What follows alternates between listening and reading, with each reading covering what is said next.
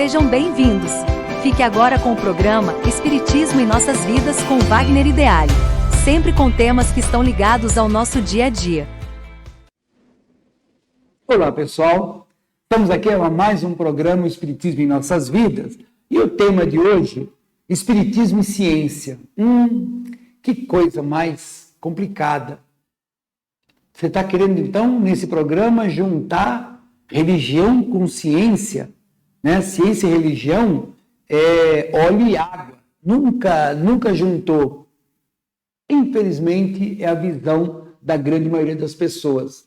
Existiu um cidadão que nunca concordou com isso, e o nome dele é Allan Kardec. Em todos os livros de Kardec, em todos os momentos possíveis, ele coloca que ciência e a religião podem andar de mãos dadas. Mas eu aqui achei melhor não colocar religião e ciência, mas espiritismo e ciência. Porque a religião, o ato religioso, é um ato de fé.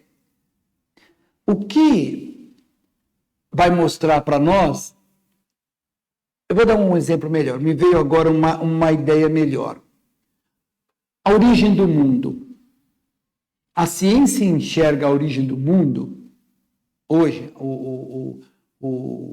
o aceito hoje pela comunidade científica, é que seria uma obra do acaso. Por acaso, por alguma coisa, começou a aparecer o Big Bang e começou o universo. Ok. O espiritismo pensa diferente? Não. Pensa igualzinho, só tem uma diferença. Não foi ao acaso, existia uma inteligência por trás disso, que nós chamamos de Deus. Isso, a ciência vem e fala, mas espera aí, Deus não existe. Você consegue provar que ele não existe? Não, a ciência não prova. E eu também não provo que ele existe. Eu tenho um ato de fé, eu sinto. E eu faço uma análise lógica e chego à conclusão sem provar, mas uma análise puramente filosófica, sim, ainda, e digo que eu acredito que existe Deus.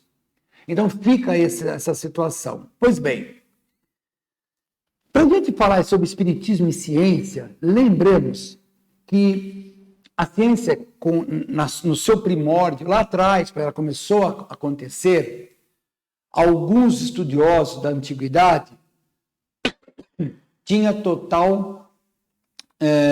totalmente desligado do contexto religioso. Tinha, não vou negar, mas a grande maioria não era desligado do contexto religioso. Durante muito tempo, os religiosos faziam o trabalho científico à moda de como era feito lá atrás. A própria ciência, desde os seus primórdios até os dias de hoje, tem limitações.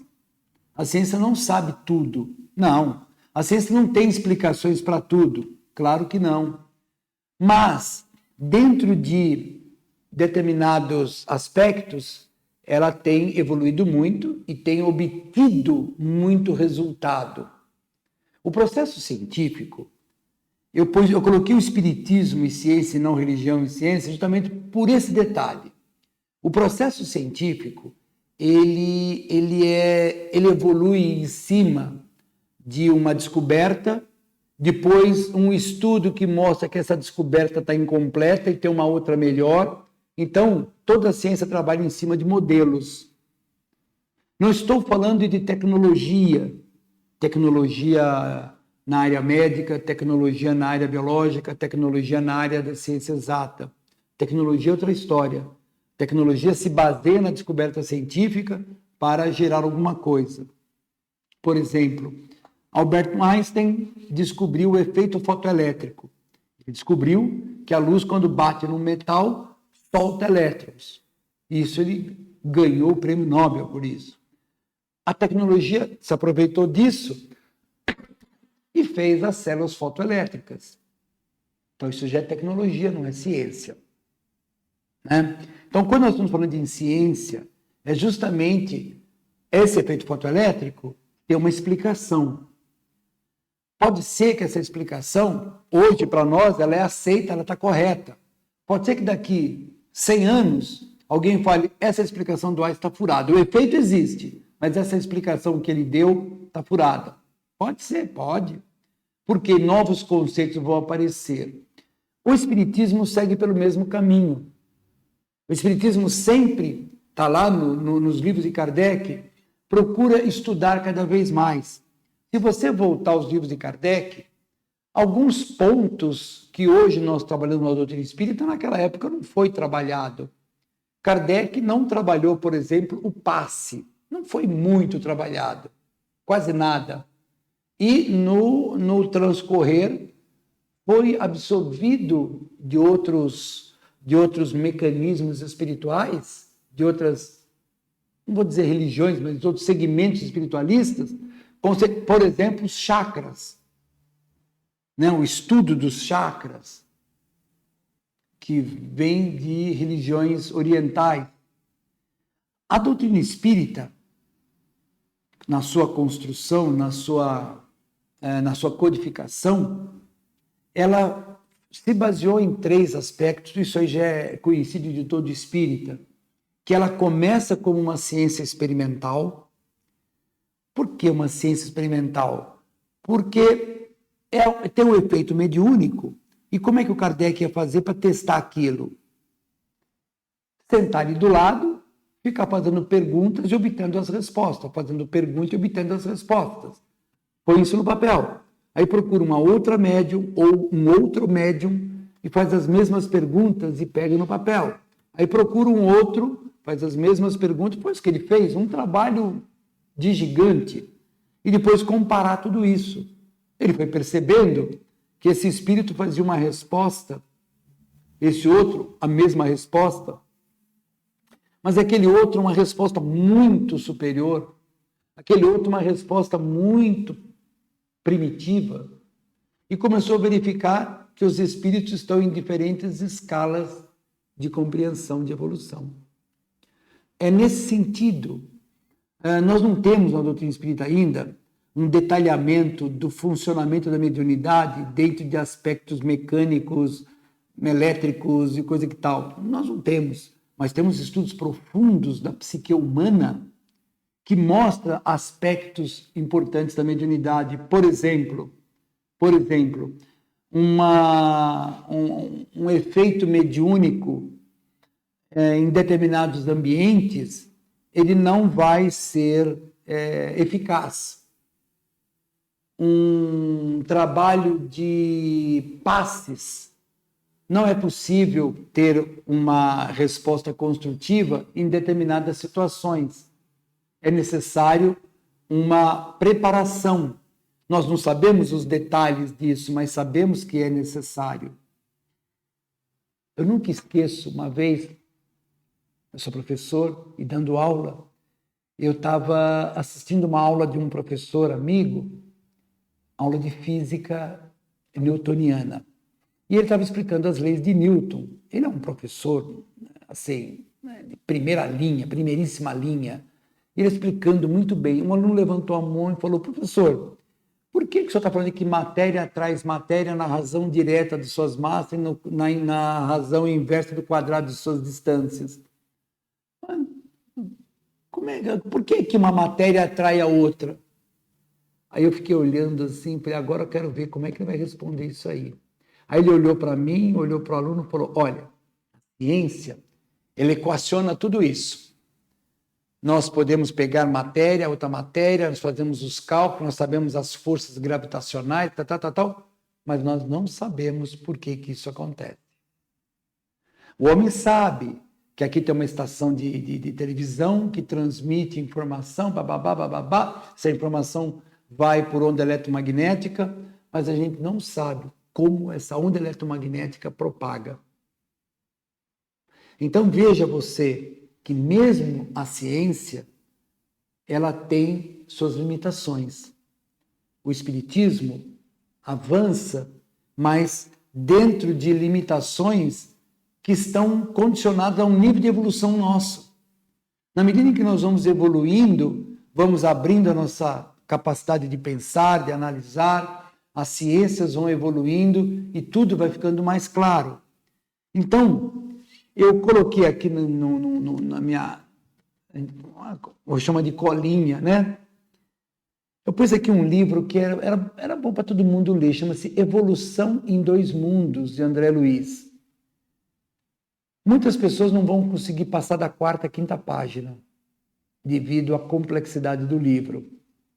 E é nesse livro em que André Luiz vai nos mostrar a evolução material, evolução espiritual, e dentro de certos limites ele vai mostrar uma infinidade de coisas. Por isso que espiritismo e ciência precisa. Agora eu vou colocar religião. Religião e ciência precisam andar juntos. Hoje não anda por mera questão política de interesse de ambas as partes. O cientista não quer se juntar com a religião porque muitos deles não acreditam em Deus. A religião não quer se juntar com a ciência porque a ciência vai fazer questionamentos e certos religiosos não querem ser questionados. Mas nós precisamos abrir o nosso campo mental, abrir a nossa condição de receber e doar, de entender, de ser inquirido. O Espiritismo tem essa facilidade, porque ele não tem nenhum dogma, nada no Espiritismo é imposto, tudo foi objeto de observação. Por isso que o Espiritismo começa com uma ciência experimental. O Espiritismo tem como base os ensinos de Jesus, e os ensinos de Jesus culmina na caridade. E aí você vai pegar os ensinos de Jesus para ligar esses elementos, vamos dizer assim, essa ciência experimental, e você chega num contexto filosófico. Porque aquele espírito que está dando comunicação, ele acabou de dizer que ele já viveu na Terra. Puxa, então existe reencarnação. Eu não lembro de nada, mas eu sei que a lógica me mostra que sim, que precisa ter continuidade. A vida não pode ser uma só. Eu não posso ter vivido uma vida inteira, ter feito, acontecido, trabalhado, criado filhos, feito todo um trabalho. Depois morre e acaba tudo. Hoje, acho que é difícil uma pessoa em sã consciência dizer que a vida é uma só. Pode ser que ele não tenha uma consciência legal de como é a continuidade, mas ele precisa ter esse estudo.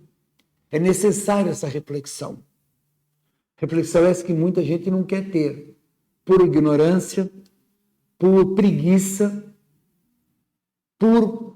para mim não é interessante.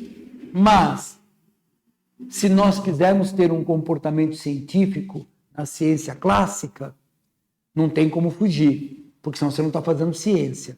A ciência ela é pautada em cima de normas, em cima de procedimentos, que quem criou esses procedimentos foi Galileu Galilei, lá no século XV, XVI, sei lá. Desde lá até agora, esse método científico é aplicado e dá bons resultados.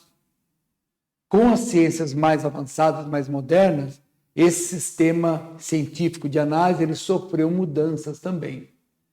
O espiritismo, não os espíritas. Não misturem espírita com espiritismo. Espírita é um tipo de pessoa, espiritismo é completamente diferente. Espiritismo é uma estrutura. Filosofia, ciência e religião. Essa estrutura, ela evolui. Essa estrutura, ela permite os questionamentos. Não existe no Espiritismo uma pessoa suprema que decide tudo. Não existe isso. O Espiritismo é igual à internet, né? Todo mundo colabora um pouquinho. Se hoje todo mundo desligar o computador, hoje, no planeta Terra, todo mundo desligar o computador, acabou a internet. Não tem nenhum computador ligado, acabou a internet. Então não tem um dono.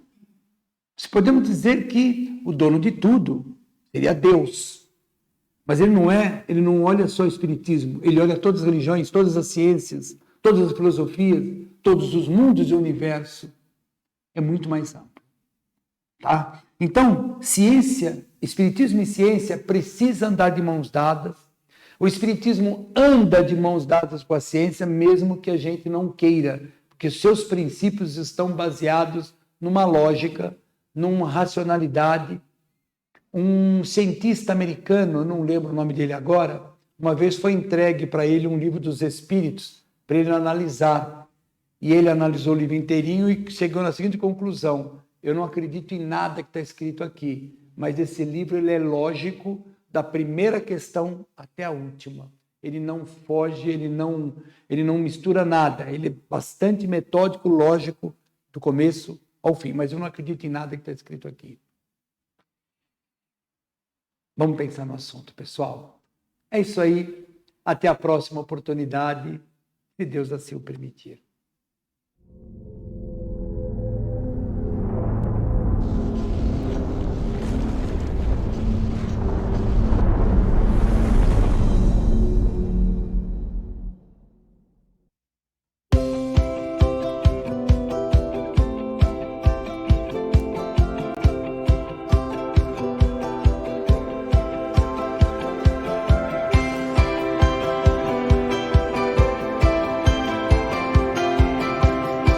Você assistiu o programa Espiritismo em Nossas Vidas, com Wagner Ideale.